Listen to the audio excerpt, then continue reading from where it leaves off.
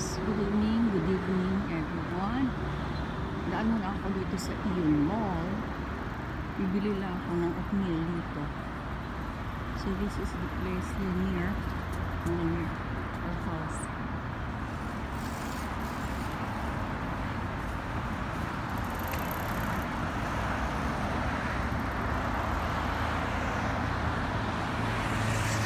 Bibili lang ako ng oatmeal para sa aking snacks mamaya sa break time. Bago ako pumasok, video na ako para yun mo dito. Yun mo.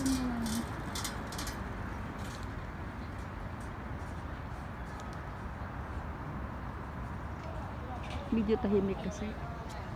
Nag-iingat pa sila sa bagong virus na dumating. Kaya wala ako masyadong humili. Pasok na tayo.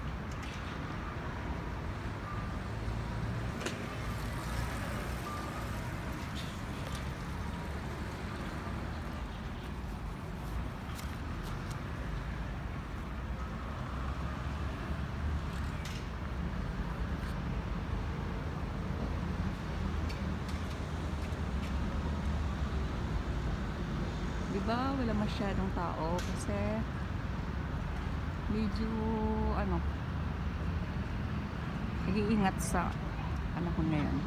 Pero papasok ako dahil bibili lang ako ng oatmeal. See you later guys. Dito muna tayo. Thank you for watching. Video lang tayo. Thank you for watching at shoutouts kapala kay mega shoutouts to